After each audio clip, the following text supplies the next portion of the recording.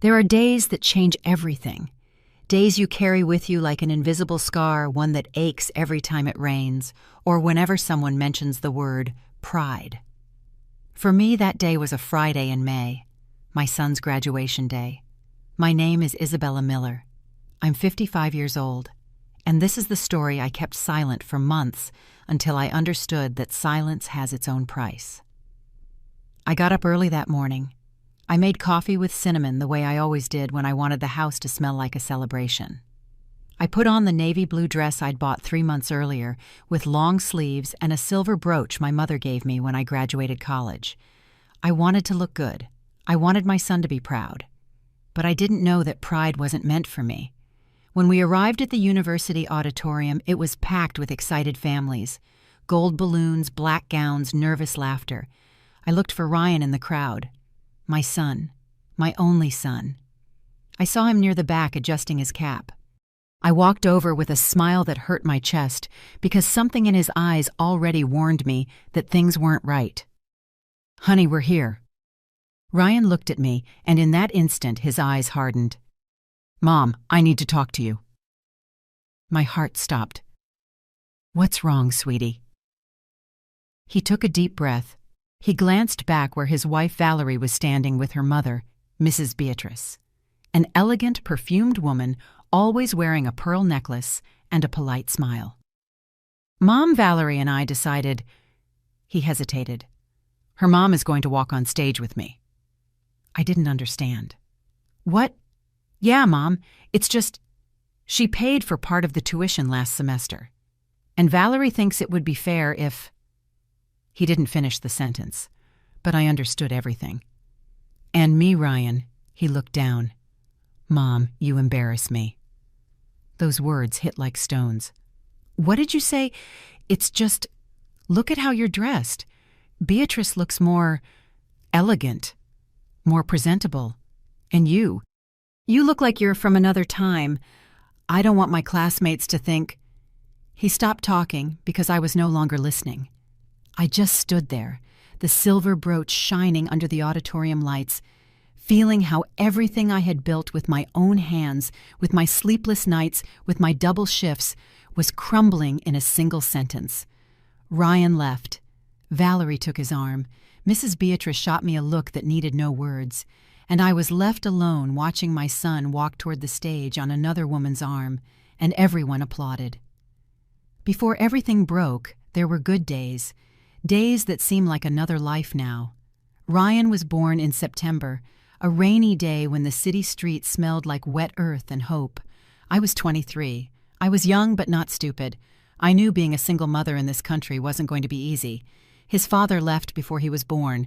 He said he wasn't ready, that he had plans, that I was too intense. He never came back. Not even when I sent him a picture of the baby with his first tooth. So it was me. It was always me. I remember the mornings in our little 2-bedroom apartment in a working-class neighborhood. Ryan would wake up with the sun, and I already had his breakfast ready, eggs toast and fresh squeezed orange juice. While he ate, I would iron his school uniform.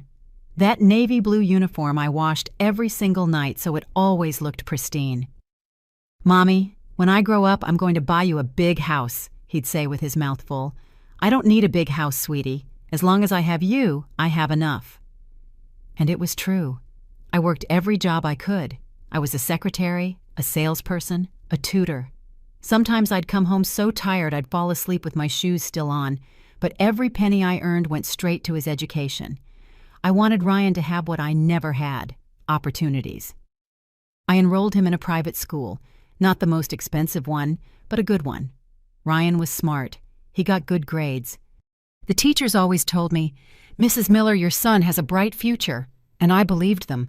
On Sundays, we'd go to the park. We'd buy corn cobs with chili and lime. We'd sit on a bench under the trees, and he'd tell me his dreams. He wanted to be an engineer, have a red car, travel the world. "And am I coming with you on those trips?" I'd ask. "Of course, Mommy. You're always coming with me." Those words were my fuel. When he turned 15, I gave him a used bicycle I had fixed up with my own hands. It wasn't new, but it worked. Ryan cried when he saw it. "Thank you, Mommy. You're the best mom in the world." I held on to that memory like a treasure, because back then he still saw me. He still valued me. He wasn't ashamed of me yet. When he got into college, I worked double shifts to pay his tuition. I'd get up at 5 in the morning and get home at 11 at night. My hands smelled like bleach and exhaustion. But every time I saw him studying at the kitchen table, books open, coffee steaming, I felt it was all worth it. Until he met Valerie. She came from money. Her father was in business. Her mother organized charity events. They lived in a house with a garden and a swimming pool. Ryan started spending more time with them than with me. At first I didn't worry. I thought it was normal. A young man needs to expand his world. But slowly something changed. Ryan started to look at me differently, as if suddenly my simple clothes, my way of speaking, my small apartment, embarrassed him. The first sign was subtle. One day he said, "Mom, when you come to visit me on campus, can you not bring that old bag?" I laughed, thinking he was joking. "Which bag, honey?" "That cloth tote bag you always use. It looks dated." I didn't say anything, but something inside me cracked. That night I put the bag in the back of my closet, and with it I put away a piece of my pride. Things don't break all at once. They crack slowly. With fissures so small, you don't even see them at first. After that comment about my bag, I started noticing more signs. Small, almost invisible, but they were there. Ryan stopped inviting me to university events. Before, if there was a conference or a festival, he'd call me excited. "Mom, come, I want you to see what we're doing." Now when I asked, he always had an excuse. Mom, it's going to be really boring, just technical stuff." Or, "There aren't many seats and I already invited Valerie and her parents." I would nod, I'd smile, I'd say it was no problem, but inside something was fading. One Saturday, I decided to surprise him. I made his favorite meal: chicken tinga, red rice refried beans, and handmade tortillas. I packed it all in containers and went to his apartment, the one he shared with 2 roommates near the university. I knocked on the door. Ryan opened it. When he saw me standing there, my bag full of food, his face changed. "Mom, what are you doing here?" "I brought you food, sweetie. I know you haven't had time to cook." He looked over his shoulder, nervous. It's not a good time right now." "Why do you have company?" "Yes, Valerie is here, and her parents." My heart tightened. "Oh, well, I can share with them. I brought enough for everyone." "No, Mom, they already ate, and besides—" He paused, searching for the words. "Look, let's just see each other another day. Okay?" He took the containers from my hands, gave me a quick kiss on the cheek, and closed the door. I just stood there in the hallway. I could hear the laughter coming from inside, laughter that didn't include me. I walked back to the subway with a lump in my throat. The whole way home I kept telling myself it was nothing, that Ryan was just busy, that I was overreacting, but deep down, I already knew. My son was slipping away. Months passed. Ryan visited me less and less. When he did, it was quick. He'd have a coffee, ask how I was, check his phone, and leave. "Sorry, Mom, I gotta go. Valerie's waiting for me." Always Valerie. One day he called to invite me to dinner. I was so excited I couldn't sleep the night before. I got dressed with care, the dress I saved for special occasions, my silver earrings, the brooch my mother gave me. I got to the restaurant. It was an elegant place, white tablecloths and candles on the tables. Ryan was sitting with Valerie and her parents. When I approached, Mrs. Beatrice looked me up and down. "Ah, you must be Isabella," she said with a cold smile. "Ryan has told us so much about you." I don't know why, but I felt that sentence had a hidden sting. During dinner, they talked about trips, about investments, about restaurants in Europe. I didn't know any of those places, so I kept quiet. I ate slowly, trying not to make noise with my silverware. At one point, Valerie's father asked, "Isabella, what do you do for a living?" "I clean offices." I answered honestly, and I also tutor on the side. There was an awkward silence. Mrs. Beatrice smiled with pity. "How admirable! It's so hard to get by alone, isn't it?" Ryan gripped his wine glass. He didn't defend me. He said nothing. That night when I left, he walked me to the restaurant door. "Thanks for coming, Mom." "Of course, honey. I'll always come when you invite me." He hesitated for a moment. "Mom, do you think you could, I don't know, buy some more modern clothes?" I froze. "What?" "It's just sometimes people judge you by how you look, and I don't want them to think badly of you. Not of me, of him." That night, I cried on the subway, my face hidden in my hands. I felt the crack getting wider. Sometimes we trust the wrong people too much. Have you ever been disappointed by someone you loved? Tell me your story in the comments. I want to read it. There's one thing you learn when you're a mother. You learn to swallow your pride, to stay quiet when you want to scream, to smile when your soul is aching, because you think that if you complain, if you demand, if you say what you feel, you'll lose the only thing you have left. And I couldn't lose my son. So I did what I had always done. I adapted. I made myself small. I became invisible. After that awkward dinner with Valerie's family, I decided I had to change. Not because I wanted to, but because I thought it would make Ryan feel proud of me again. I went to a clothing store downtown. I didn't have much money, but I saved for 2 months to buy a new dress. A modern one, as Ryan had suggested. It was wine-colored with a tighter cut. Nothing like the loose, discreet dresses I usually wore. When I tried it on in the store's mirror, I barely recognized myself. I looked different. I don't know if it was better. Just different. The saleswoman smiled. "You look very elegant, ma'am." But I didn't feel elegant. I felt like I was in a costume. I bought the dress.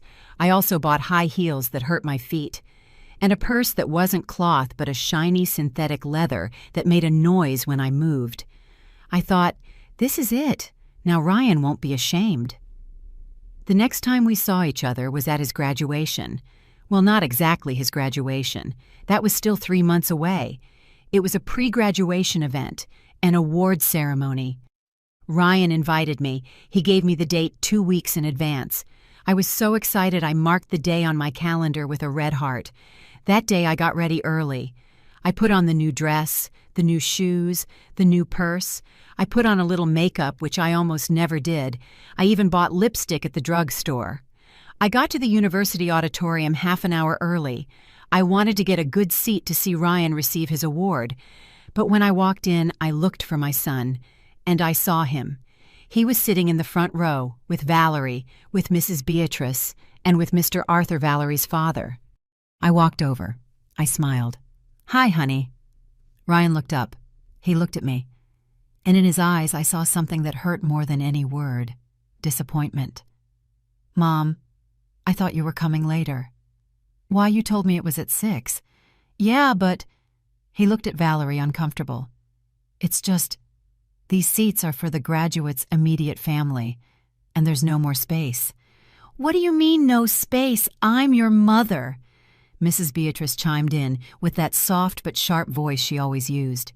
"Isabella, dear, the university only gave out 4 passes per student, and well, since we helped with Ryan's tuition this past year, he gave the passes to us." I felt the floor move beneath my feet. "Ryan..." He wouldn't look at me. "Mom, please, don't make a scene. You can watch the ceremony from outside. They have screens." "But I'm your mother." "I know, but they did a lot for me too." I stayed quiet. Because if I had said one more word, I would have broken down right there in front of everyone. So I nodded. I smiled, and I went to watch the ceremony from outside, standing, with other people who also couldn't get in. I watched my son receive his award on a screen. I watched him hug Valerie. I watched him pose for photos with her family. And I was outside, in my new dress, in my shoes that hurt, with my shiny purse that didn't make me feel any less invisible. That night when I got back to my apartment, I took off the dress, the shoes, the purse. I buried them in the back of the closet, and I put on my old clothes. The clothes Ryan said made me look dated. I sat at the kitchen table with a cup of tea in my hands, and I wondered, at what point did I stop being enough weeks went by? Ryan barely called. I didn't call him either because I didn't want to be a burden. I didn't want to be that clingy, dramatic mother who demands attention. So I waited. I waited for him to look for me, to need me, to remember who had always been there. But the calls didn't come. Instead, an invitation arrived, a formal invitation printed on thick paper with gold letters. Ryan Miller and Valerie Smith request the honor of your presence at their graduation ceremony.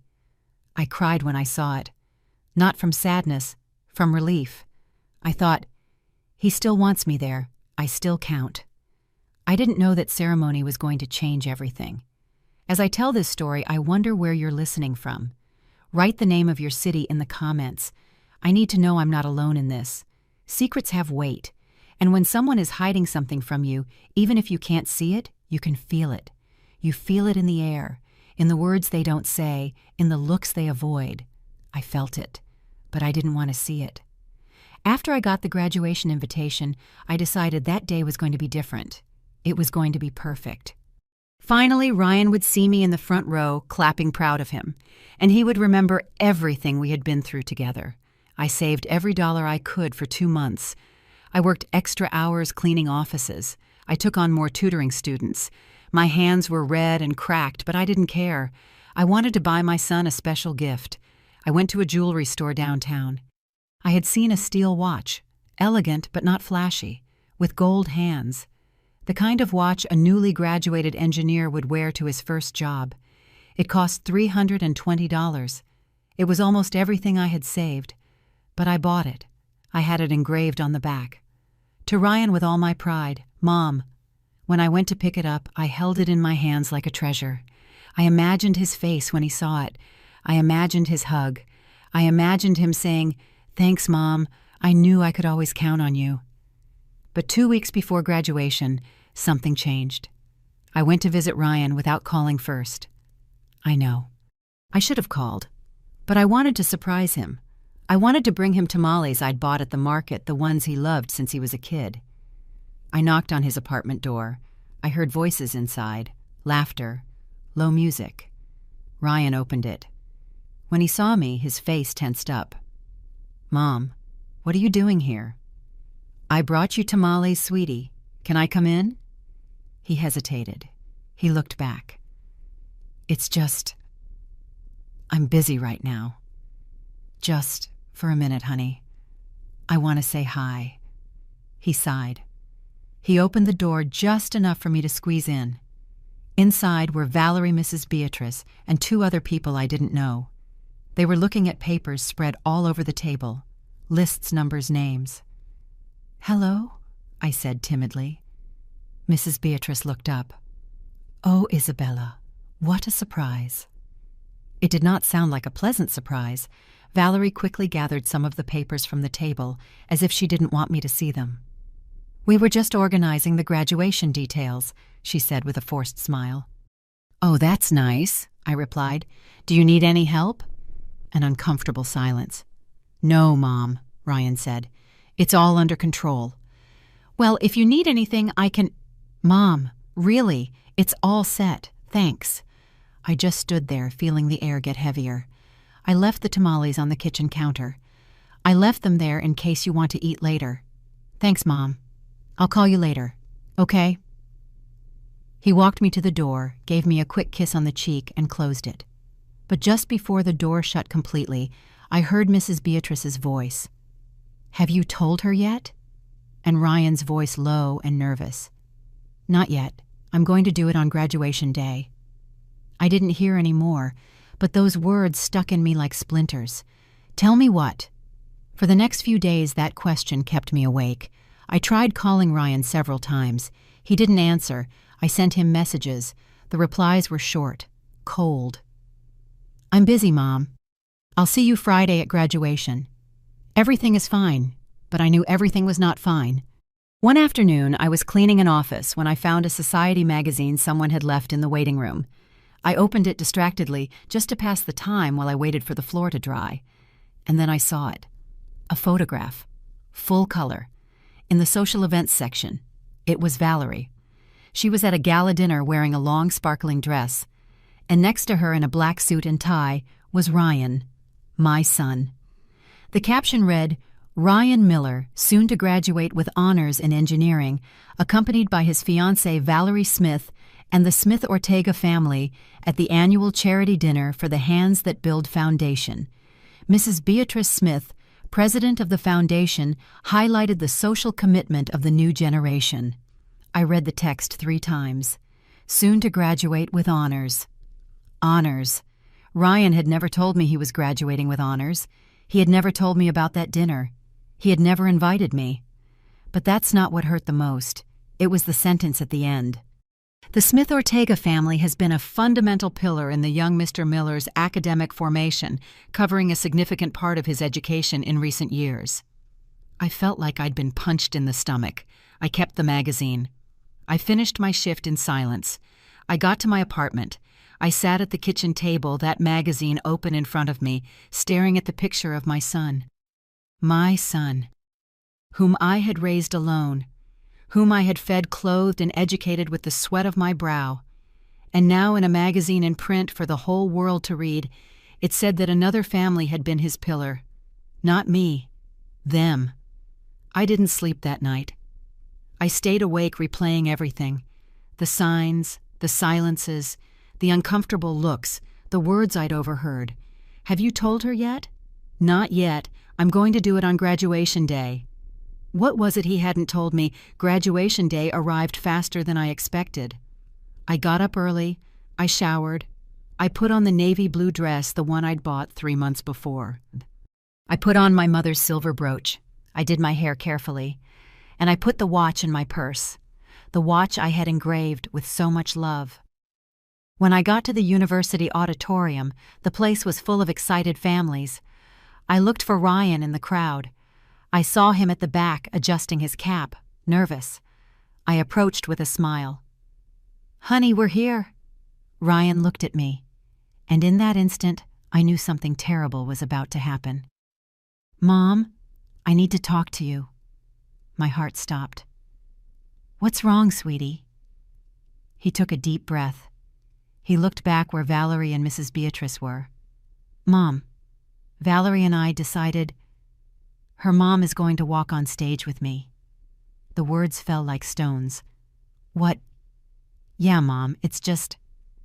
She paid for part of the tuition last semester, and Valerie thinks it would be fair if... And me, Ryan. He looked down. "Mom, you embarrass me." The world stopped. "What did you say?" "It's just, look at how you're dressed. Beatrice looks more elegant, more presentable, and you look like you're from another time.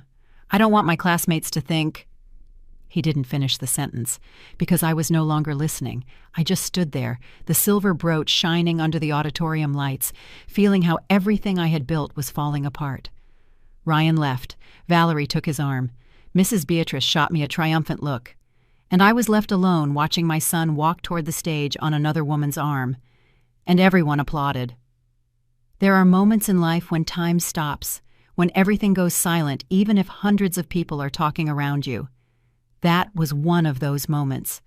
I stood there in the middle of the auditorium aisle, my purse hanging from my arm, feeling the weight of the watch I had bought for my son.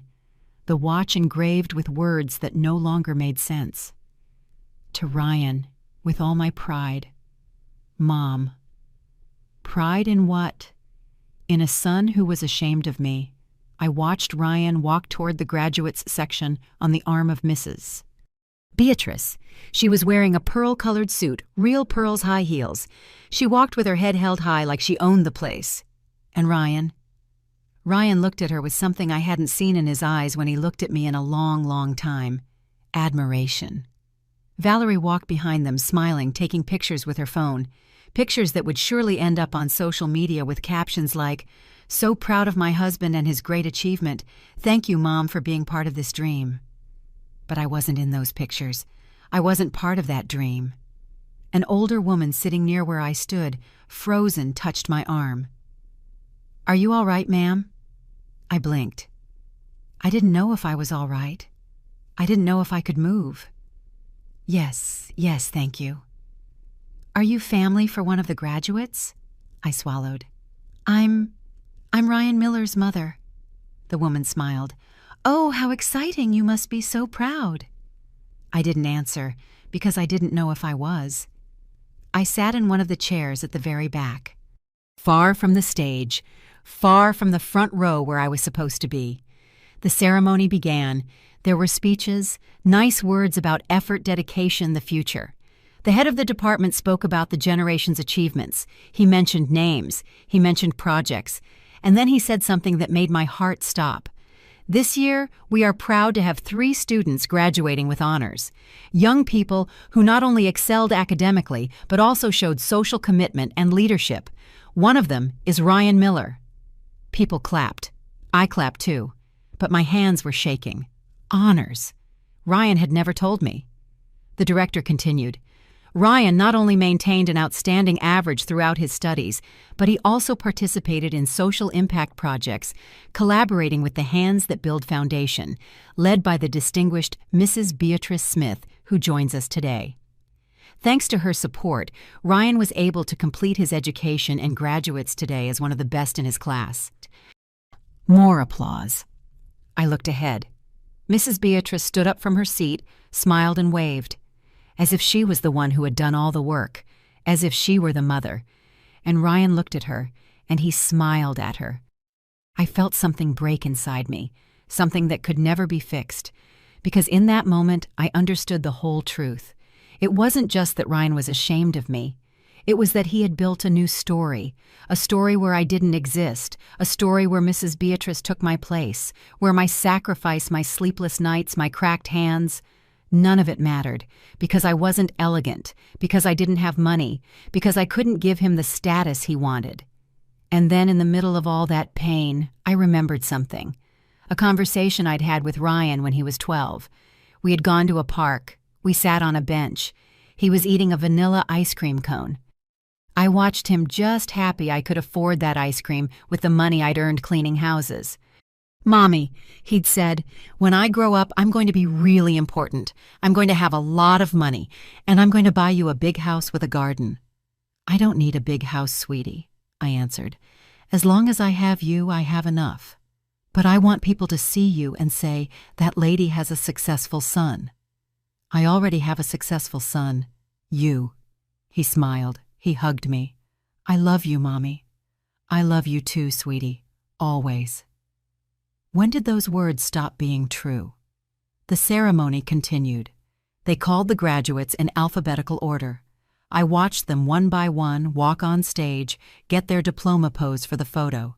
And when it was Ryan's turn, the dean called his full name. Ryan Miller. People clapped. Ryan walked onto the stage, but he didn't walk alone. At his side, smiling, walked Mrs. Beatrice, like she was his mother, like I didn't exist. He received his diploma. He posed for the photo. The official photographer took several pictures. Ryan alone. Ryan with the dean, Ryan with Mrs. Beatrice, Ryan with his new mother. From my seat in the back, I took out my phone. I took a blurry, distant photo of my son on the stage. That was the only picture I had of his graduation. When Ryan came down from the stage, he looked for Valerie. He hugged her. He hugged Mr. Arthur. He hugged Mrs. Beatrice. He didn't look for me. And I was still sitting there, invisible. But then something changed. The dean returned to the microphone. He cleared his throat. He smiled. Before we conclude this ceremony, I want to make a special recognition.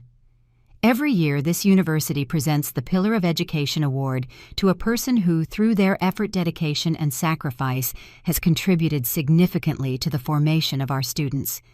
This year, that recognition goes to someone very special. My heart was beating slowly. I didn't understand what was happening. The dean continued. This person worked tirelessly for over 20 years to ensure her son could study. She cleaned offices, she tutored, she sacrificed her own well-being so he could have opportunities. And today we want to honor that unconditional love. Please, let's have a round of applause for Mrs. Isabella Miller. The world stopped. Isabella, could you please come to the stage? I couldn't move. I couldn't breathe. People started to turn around looking for me. Some began to clap, not even knowing who I was. I stood up slowly, trembling. I walked toward the stage. I felt everyone's eyes on me. I felt the air get heavier with every step, and then I saw their faces. Ryan's face, pale, frozen, his eyes wide as plates. Valerie's face, disbelieving, confused. Mrs. Beatrice's face, hard, furious. I stepped onto the stage. The dean held out his hand. "Mrs. Miller, it is an honor for us to recognize your effort. We know from the academic and financial records that you covered the majority of Ryan's education, from elementary school through the 7th semester of university. Your sacrifice should not go unnoticed." He handed me a plaque, gold, with my name engraved on it. The audience applauded, loudly, for a long time, and I, with that plaque in my hands, looked at my son. He wasn't looking at me. His head was down, his hands clenched, his face was pale as wax, because in that moment in front of everyone, the truth had come out. I was the mother who had done everything, not Mrs. Beatrice, me. There are silences that hurt more than screams, silences that weigh like stones on your chest. That was the silence that followed after I stepped down from the stage. I walked slowly, plaque in my hands. I felt everyone's eyes on me. Some smiled at me. Others whispered. But I could only see my son. Ryan was still standing where I'd left him, motionless, his face pale, his fists clenched. Valerie was beside him, her hand on his arm, looking at me with a mix of surprise and, was it respect or pity? I don't know. Mrs. Beatrice, on the other hand, looked at me with pure hatred, the kind of elegant, controlled hatred that women like her have perfected over years, the kind of hatred that doesn't need words. As I passed them to go back to my seat, Mrs. Beatrice muttered, just loud enough for me to hear, "What a pathetic scene, looking for attention right up to the last second." I didn't answer her, because if I had opened my mouth, I wouldn't have been able to hold back everything I was carrying. I went back to my seat in the back. The ceremony continued. More speeches, more applause, more photos. But I wasn't there anymore. My body was in that chair, but my mind was somewhere else, remembering, processing, understanding. When the ceremony ended, people started to leave. Families hugging, graduates laughing, camera flashes, balloons, flowers, joy everywhere. I stayed seated, waiting. I don't know what I was waiting for. Maybe I expected Ryan to come, to look for me, to say something, anything. But he didn't. I watched him, Valerie, and the Smith family walk out of the auditorium together. They were talking among themselves. Mrs. Beatrice was gesturing with her hands, clearly upset. Ryan just nodded silent, staring at the floor. They left, and they didn't look back. I sat there for maybe 20 more minutes, until the auditorium was almost empty, until the staff started collecting the chairs, until a woman from the cleaning crew approached me and asked kindly, "Can I help you with anything, ma'am?" "No, thank you. I'm leaving now." I walked out of the auditorium, my plaque under my arm. Outside, families were still celebrating. There was an area with tables and snacks, music, laughter. I looked for Ryan. I found him on the other side of the courtyard, surrounded by people. Friends, classmates, Valerie's family. I walked toward him slowly. Each step felt heavier than the last. When I reached him, everyone went quiet. They looked at me. Ryan looked up. "Mom." "Honey, I need to talk to you." He looked at Valerie. She nodded, uncomfortable. "Sure, Mom. Give me a minute." He excused himself from his friends. We walked to a quiet corner under a large, shady tree. We stood there, not looking at each other. I waited for him to say something first, to explain, to apologize. But he didn't. So I was the one who broke the silence. "Why, Ryan?" He didn't answer. "Why did you do that to me? Why did you say I embarrass you? Why did you let another woman walk on stage with you as if she were your mother?" Ryan closed his eyes. He clenched his jaw. "Mom, please, don't make a scene." "A scene? You think this is a scene?" "Yes, it is. It's always been this way. You're always so intense, so clingy, so needy." His words hit me like fists. "Needy, Ryan, I just wanted to be there for you. Like I've always been." "Exactly. Always. Always there. Always reminding me how much you sacrificed. Always making me feel guilty for everything you did for me." "I never made you feel guilty." "Yes, you did. Every time you looked at me. Every time you talked about how hard you worked. Every time you said, 'I do it all for you, sweetie,' as if I owed you my entire life. Because I gave you my life, Ryan. I gave you my entire life. And that right there, That is exactly what I can't stand." I fell silent. I didn't understand what was happening. I didn't understand how we got to this point. Ryan took a deep breath. He ran a hand through his hair. He looked tired, but not sorry. "Mom, I'm grateful for everything you did. I really am, but I can't carry that anymore. I can't live feeling indebted to you. I need to live my own life. No one asked you to live in debt to me, but I do. I do every time you show up unannounced. Every time you call me 3 times a day. Every time you look at me with those sad eyes as if I'm the only reason you exist. Because you are Ryan. You have been my reason for existing since you were born. And that is the problem, Mom. I don't want to be anyone's reason for existing. It's too much pressure." I felt the tears starting to come, but I held them back. Not yet. "And Mrs. Beatrice, she doesn't pressure you. She's different. Different how she treats me like an adult, like someone with potential, not like a child who needs his food cut for him. I never treated you like a child. Yes, you did, and you still do. To this day, you talk to me like I'm 10. My love, my sky, my life, all the time, in front of my friends, in front of Valerie. It's embarrassing." That word, again.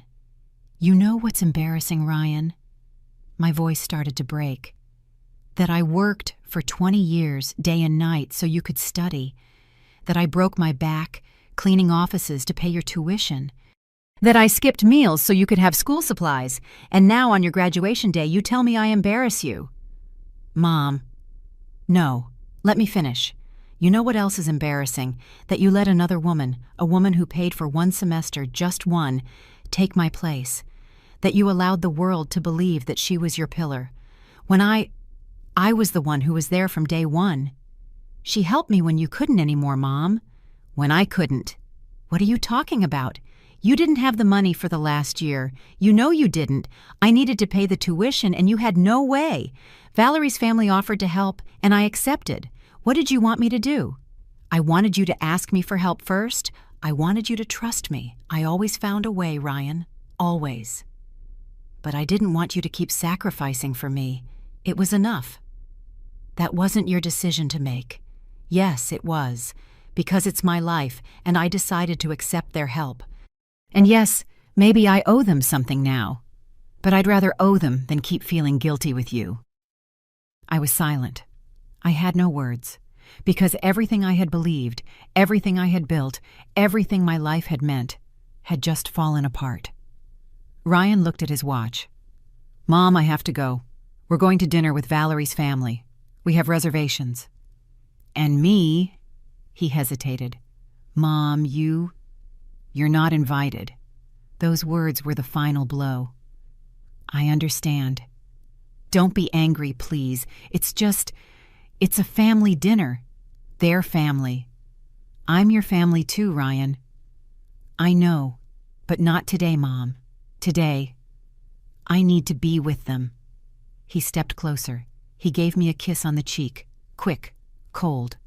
"I'll call you tomorrow, okay?" And he left. I watched him walk away. I watched him rejoin Valerie. I watched him get into an elegant car, the kind I could never afford.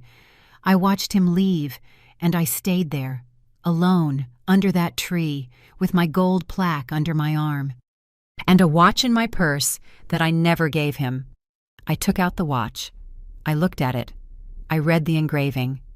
"To Ryan with all my pride, Mom." And in that moment, something inside me shattered. But it wasn't a loud break. It was quiet, deep, final, because I understood something I had been denying for months. My son didn't need me anymore. And worse, my son didn't want me around. I put the watch back in my purse.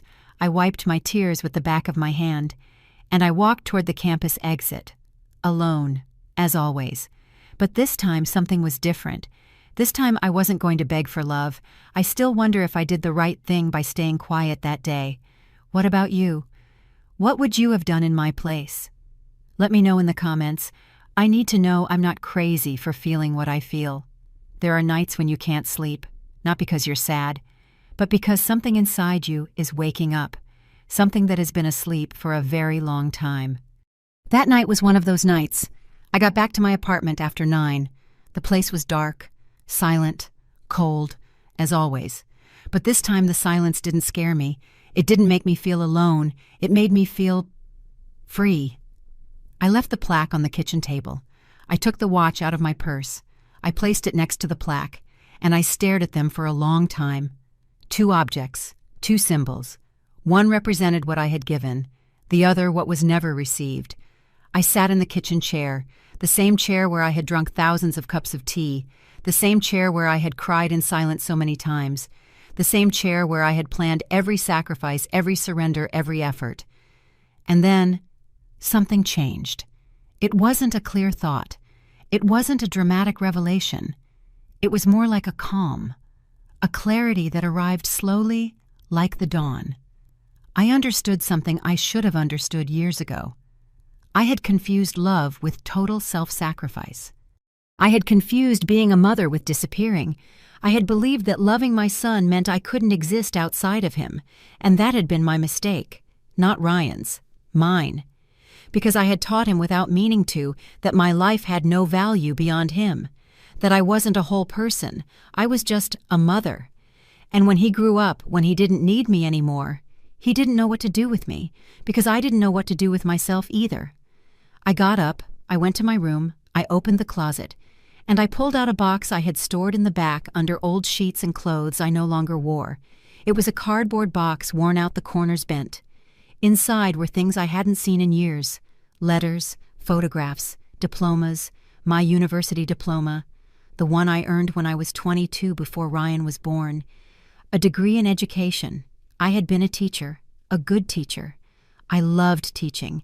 I loved watching children learn, grow, discover the world. But when Ryan was born, I quit teaching. Because the hours didn't let me take care of him, because I needed jobs with more flexibility, even if they paid less, and little by little I stopped being Isabella the teacher. I became Isabella the mother, and then Isabella the mother who cleans offices, and finally Isabella the mother who embarrasses. But that night, looking at that diploma, I remembered something. I had existed before Ryan, and I could exist after him, not against him, not without him, but not only for him either.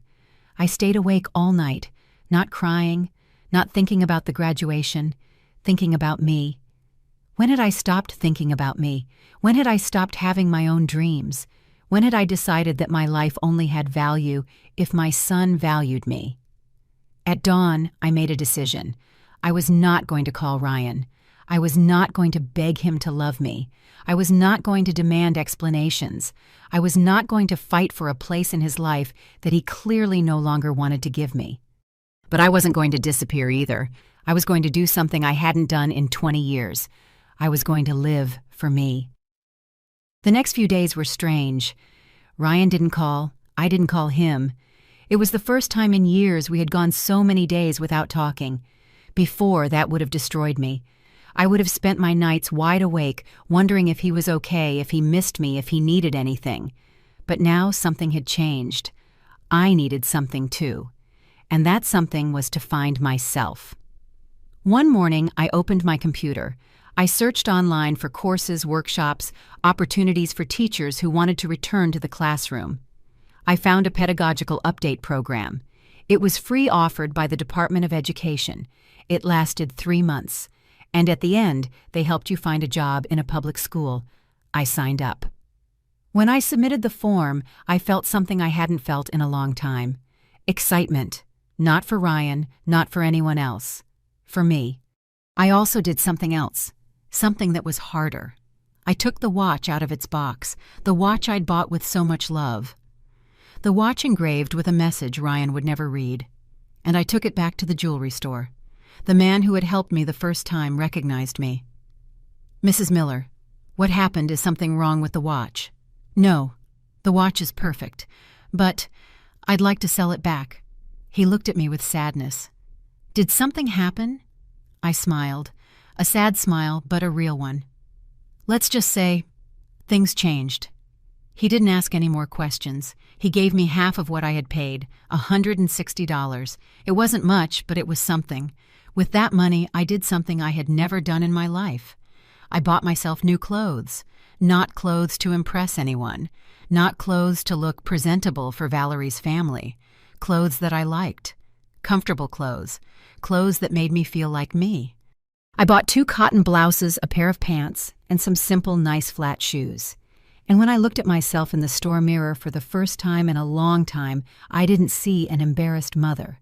I saw a woman who had survived, who had given everything, who had lost, but who was still standing. 2 weeks passed. Ryan still hadn't called. I still hadn't reached out. But then one afternoon I got a message from him. "Mom, I need to talk to you. Can we meet?" My first instinct was to say yes. Of course, whenever he wanted. But I stopped myself. I took a deep breath, and I wrote, "I'm busy this week. How about next Saturday?" I sent it, and I waited. Ryan replied almost immediately. "Busy with what?" I smiled. Because that question said it all. To him, it was inconceivable that I could be busy with anything other than him. I wrote, "I'm taking a course. I'll tell you about it later." He didn't reply again, and I didn't feel guilty. Saturday arrived. We agreed to meet at a cafe near my house. I arrived 10 minutes late, not because I wanted to make him wait, but because I was finishing homework for my course. When I walked into the cafe, Ryan was already there sitting at a table in the back, alone. I walked over. He stood up. He gave me a kiss on the cheek. We sat down. There was an awkward silence. "How have you been, Mom?" "Good, busy." "So you said. What course are you taking?" "A pedagogical update course. I'm going back to teaching." Ryan blinked, as if he didn't understand me. "Teaching where?" "At an elementary school. I don't know which one yet, but I'm in the process." "And your job?" "I'm going to quit. I don't want to clean offices anymore. I want to go back to doing what I loved." He looked at me as if he was seeing me for the first time. "I didn't know you wanted that." "I didn't either, until recently." Another silence. "Mom, I wanted to apologize." I looked at him. I waited. "What I said to you on graduation day. It was wrong. I was cruel, and I'm sorry. Are you sorry because it was cruel, or are you sorry because you realized it was unfair?" Ryan looked down. "Both." "And what changed, Ryan? Why are you apologizing now?" He took a deep breath. Because Valerie made me see things differently." "Valerie?" "Yes. After graduation, we had a huge fight. She told me that what I did was horrible, that how could I leave you there alone after everything you did for me? She told me she saw me differently now, that she didn't like the person I was becoming." I stayed quiet, processing. "And also, Mrs. Beatrice and I had a problem." "What kind of problem?" "She expected me to start working on one of her projects right after graduation, practically for free. She said it was the least I could do after everything her family invested in me. And when I told her no, that I wanted to find my own path, she got very angry. She called me ungrateful. Said that after everything they did for me, this is how I repay them." I stared at him. "And that's when you understood." He nodded. His eyes were wet. "That's when I understood. That you never asked me for anything in return. You never expected me to pay you back. You never put conditions on me. You just loved me. And I treated that love like it was a burden." I felt something inside me soften, but not completely. The pain was still there. "Ryan, I accept your apology, but I need you to understand something." "What?" "I can't keep living my life waiting for you to value me. I can't keep being that mother who is always available, always waiting, always sacrificing, because that's not healthy. Not for me, and not for you. I know, Mom.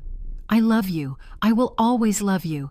But I need to live my own life. I need to be Isabella, not just your mom. He nodded. Tears were running down his face now. I understand, and I need you to respect that. I will, I promise. And don't promise me Ryan, just show me. We sat there in silence, a different silence, less heavy. Ryan wiped his tears. Can we try again, Mom? Start over? But differently. We can try, but slowly. Slowly, he repeated. I paid for my coffee. I stood up. I have to go. I have class in an hour. Can I call you this week? You can. But if I don't answer, don't worry. I'm not living by the phone anymore. He smiled. A sad smile, but he understood. I love you, Mom. I love you too, son. I walked out of the cafe. I walked down the street feeling the sun on my face, and for the first time in a long time, I didn't feel empty. I didn't feel less than, because my son hadn't chosen me that day. I felt complete, because I had chosen me, and I understood something that changed everything.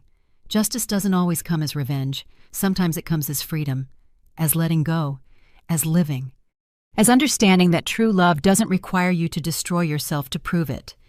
I had done my part. I had loved. I had given. I had sacrificed. And now it was time for someone else to love me. Myself. Life has a strange way of balancing things. It's not always fast. It's not always obvious. But it always arrives. I didn't seek revenge. I didn't need it. Because I had understood something fundamental. True justice isn't about making the other person suffer. It's about living so well that their opinion of you stops mattering. And that's exactly what I did. 6 months passed after that coffee with Ryan. 6 months in which my life changed in ways I never imagined. I finished the teaching program. I was at the top of my class. Not because I was smarter than the others, but because I had something they didn't. Hunger. Hunger to be me again. Hunger to prove to myself that I still could. I was offered a position at a public elementary school downtown. It wasn't a luxury school. It wasn't private like the one Ryan went to, but it was a good school, with good kids, and with a principal who valued his teachers. My first day as a teacher after 20 years, I cried. I cried when I saw my name on the classroom door. Ms. Isabella Miller, 3rd grade. I cried when the children came in with their big backpacks and curious faces. I cried when a little girl with huge eyes asked me, "Are you our teacher?" "Yes, sweetie, I'm your teacher." "And are you going to love us?" I smiled. "With all my heart. I'm going to love you very much." And I did, because now I knew how to love without disappearing, how to give without emptying myself, how to be important in someone's life without ceasing to be important in my own. My salary as a teacher was better than what I earned cleaning offices, not by much, but it was enough. Enough to live with dignity, enough to save a little, enough for the first time in years to buy myself something without feeling guilty. I bought a plant, a small green resilient succulent.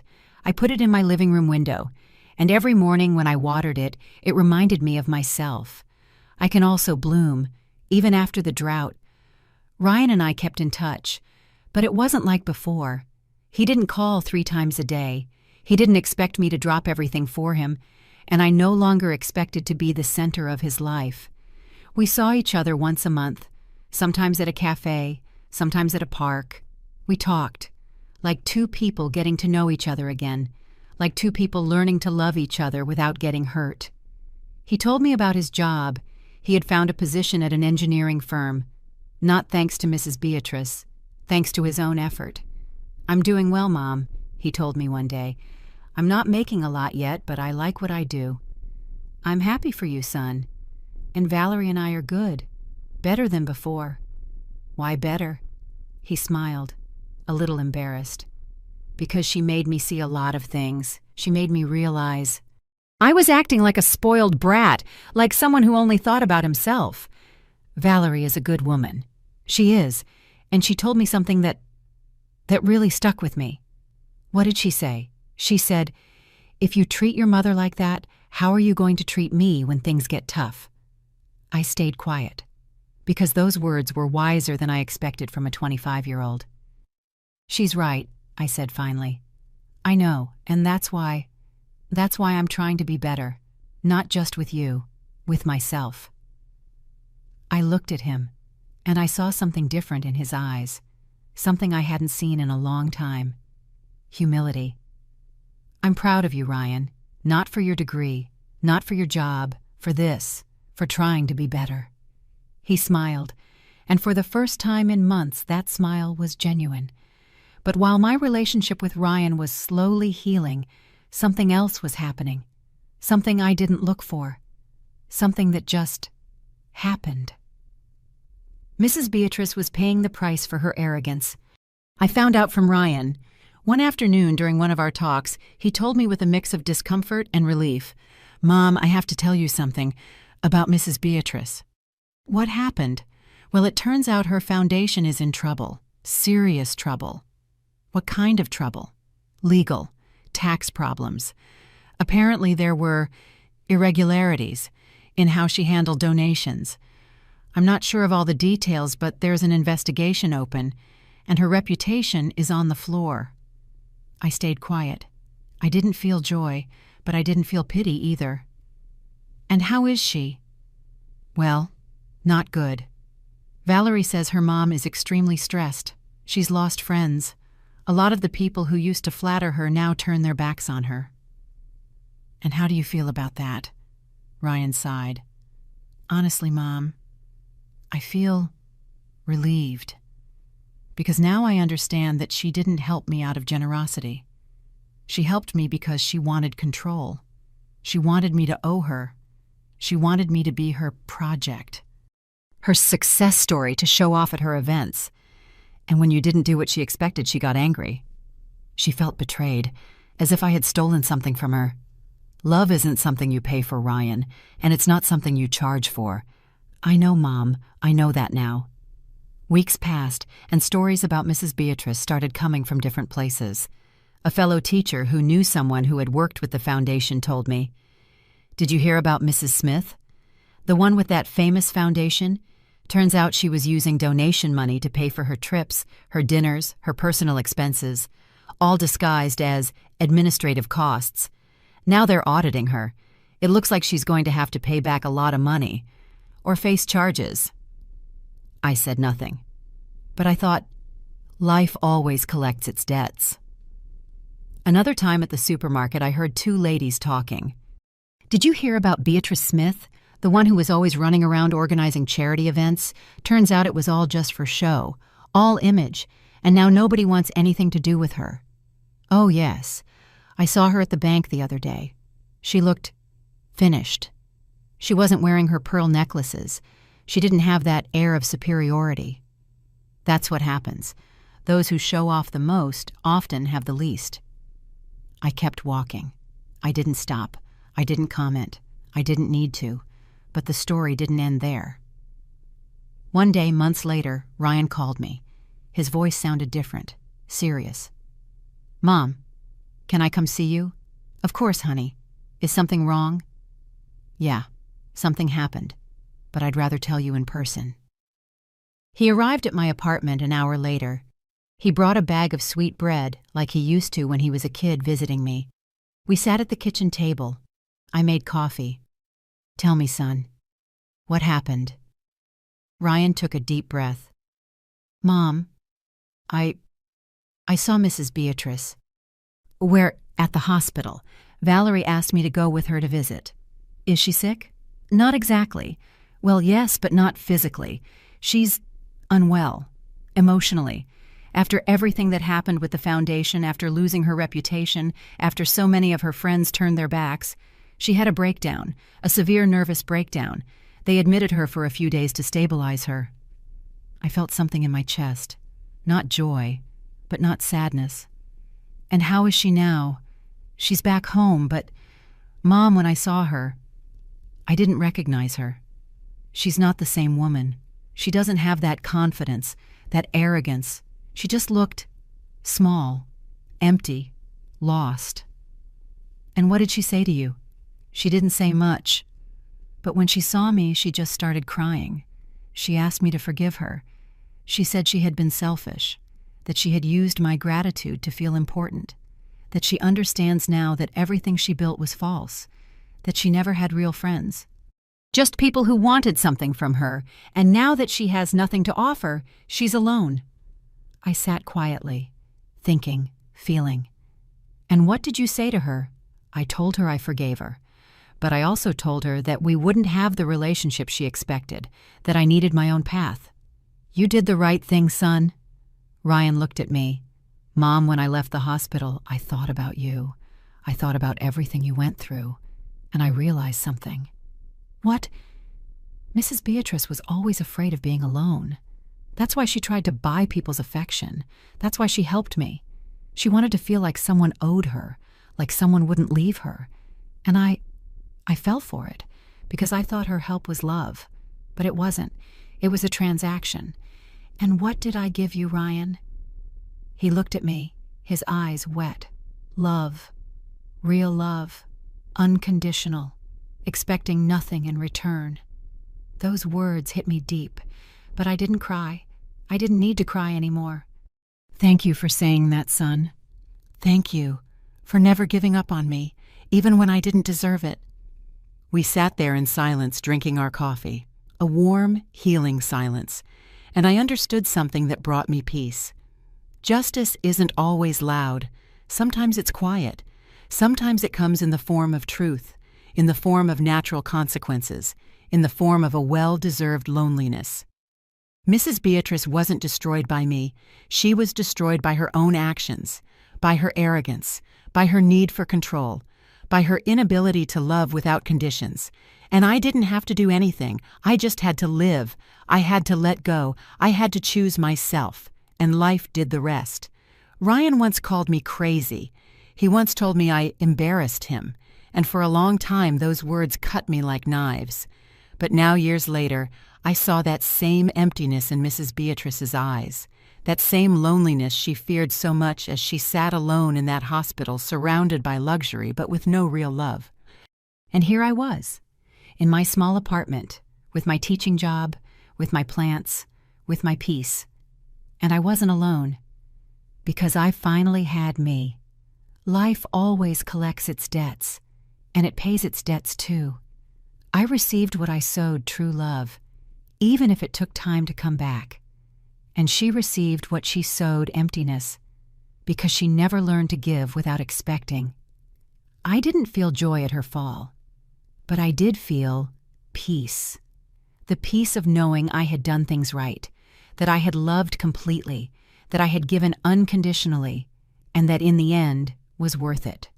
Because true love is always worth it, even when it hurts, even when it's not returned right away. Because true love doesn't need applause, it doesn't need recognition. True love simply remains. And I remained. There are stories we keep inside for years, stories that weigh on us, stories that hurt, stories that if we don't tell them, consume us from within. This was one of those stories. Today, as I tell you all this, 2 years have passed since that graduation day. 2 years since I heard those words that broke me. Mom, you embarrass me. 2 years in which my life has changed in ways I never imagined. Ryan and I have a different relationship now. It's not the relationship I dreamed of when he was a child, not that inseparable mother-son bond you see in movies, but it's real, it's honest, and it's healthy. We see each other once or twice a month, sometimes more, sometimes less. It depends on our schedules. Because yes, I have a schedule now too. I have a life that doesn't just revolve around him. And that paradoxically has brought us closer. Because now when we see each other, it's because we both want to. Not because I need to. Not because he feels obligated to. It's because we choose each other. 3 months ago, Ryan and Valerie got married. It was a small, intimate wedding in a beautiful garden upstate. It wasn't the big, flashy wedding Valerie's family had originally planned. Because after everything that happened with Mrs. Beatrice, a lot of things changed in that family too. Valerie invited me personally. She came to my apartment one Saturday afternoon with an envelope in her hands. "Isabella, I want you to come to our wedding," she said, her eyes sincere. "And I want you to know, I've always admired you, from the beginning." I was surprised. "Really?" "Yes. When I first met Ryan, He would tell me stories about how you two grew up, about how you worked 2 shifts so he could study, about how he never lacked for anything. And I used to think, what a strong mother. I didn't always feel strong. But you were, even if you didn't feel it. And I want you to know, I never agreed with what happened at graduation. I told Ryan he was making a huge mistake, but he wouldn't listen to me, not until it was too late. Thank you for telling me that, Valerie. And I also want to apologize for my mom, for everything she did, for everything she said. You don't have to apologize for her. I know, but I want to, because she hurt you, and that wasn't right. We hugged. And in that hug, I felt something I didn't expect, a connection, an alliance, between 2 women who had learned each in her own way that true love cannot be bought or imposed. On the wedding day, I wore a new dress, one I had bought with my own salary. It was sky blue, simple but elegant. I wore my mother's silver brooch, and I looked at myself in the mirror. I no longer saw the shamed woman who was rejected in an auditorium. I saw a whole woman, a woman who had learned to love herself. I arrived at the wedding. The place was beautiful, white flowers everywhere, chairs decorated with linen ribbons, a long table with homemade food prepared by Valerie's grandmother. Ryan saw me arrive. He walked over. He hugged me. A long, strong, sincere hug. Thanks for coming, Mom. Thanks for inviting me, son. There's something I want you to see. He led me toward the altar. There was a special display on one of the tables, a large picture frame with several photographs, and there in the center was a picture of me, a picture from when Ryan was 5 years old. He was sitting on my lap with a huge smile and I was hugging him. Underneath the photo was a small plaque. It said, "To Isabella, the strongest woman I know. Thank you for teaching me the true meaning of love. Your son, Ryan." I felt the tears come, but this time they were different. They weren't tears of pain. They were tears of healing. I wanted everyone to know who you are, Mom, who you've always been. Thank you, son. No, Mom. Thank you for not giving up on me, for loving me even when I didn't deserve it. We hugged again, and I felt something I hadn't felt in a long time. Wholeness. The wedding was beautiful. During the ceremony, Ryan and Valerie read their vows. And when Ryan spoke, he said something that stayed with me. "Valerie, I want to be the kind of husband that my mother taught me to be. Someone who loves unconditionally. Someone who gives without expecting. Someone who stays even when it's hard." He looked over to where I was sitting. Because that's what my mom did for me, and it took me a long time to understand it, but I understand it now. And I want to honor that love in the way I love you. People applauded. I cried, but this time with a smile. After the ceremony during dinner, Valerie's grandmother sat next to me. "You're Ryan's mother, aren't you?" "Yes, ma'am." "I've heard a lot about you. My granddaughter Valerie admires you very much." "She's a wonderful woman." "Yes, she is, and she has a good heart, like you. That's why I think you two are going to get along just fine." I smiled. "I hope so." The grandmother looked at me with those wise eyes that only women who have lived a long time have. "You know, I was a single mother too. I raised 3 children on my own. I worked selling tamales in the market for 30 years. My children were ashamed of me. They said I smelled like corn dough, that my hands were ugly, that I wasn't like the other moms." I stayed quiet listening. But later when they grew up, when they had their own children, they understood. They understood that those ugly hands fed them, that the smell of corn was the smell of love, and they came to ask my forgiveness, one by one. "And did you forgive them?" "Of course I did, because that's what mothers do. We forgive, not because we're foolish, but because we know that true love doesn't hold grudges." She took my hand. "Your son understands now, dear. Give him time, but he understands." That night when I got back to my apartment, I sat at the kitchen table. I lit a candle, and I wrote. I wrote down everything I had held inside for these 2 years, all the pain, all the learning, all the love. I wrote this story because I understood that my story isn't just mine. It's the story of thousands of women, women who give everything, women who sacrifice, women who love unconditionally, and who sometimes, just sometimes, are forgotten, rejected, shamed. But in the end, we always remain. Because that is our strength, not the recognition, not the applause, not the gold plaques. Our strength is the capacity to love even when it hurts, the capacity to forgive even when we are wounded, the capacity to rise even when we are torn down. Today, when I look back, I no longer see that graduation day with pain. I see it with clarity. Because that day wasn't the day my son rejected me. It was the day I woke up. The day I understood that I couldn't keep living for someone else, that I needed to live for myself. And thanks to that awakening today, I have a life that fulfills me, a life that is mine. I have my job as a teacher. And every day when I walk into that classroom and see the little faces of my students, I feel like I'm doing what I was born to do, to teach, to love, to guide, but without disappearing.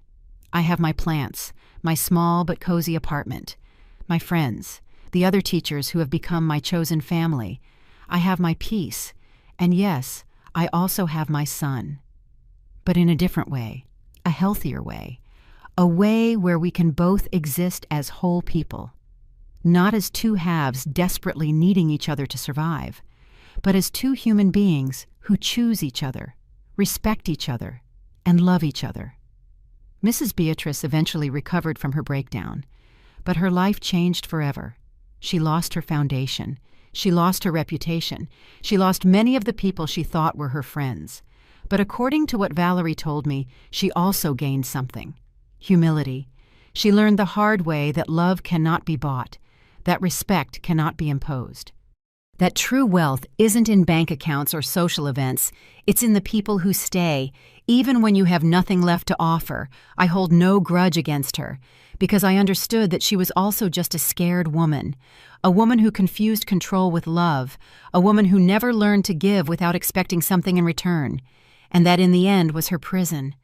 While I, who gave everything expecting nothing, received the most valuable thing of all: peace.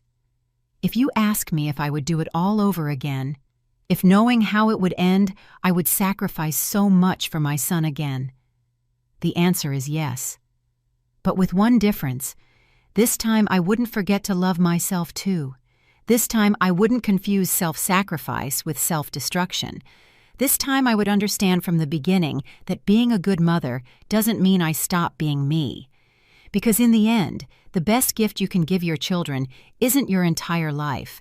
It's teaching them how to live theirs. And that finally is what I learned. Today, 2 years after that graduation day that broke my heart, I can say with sincerity, I have no regrets. It hurt. A lot. But that pain taught me something I had never learned: to value myself, to understand that my love has value, that my effort has value, that I have value, not because of what I do for others, but because of who I am.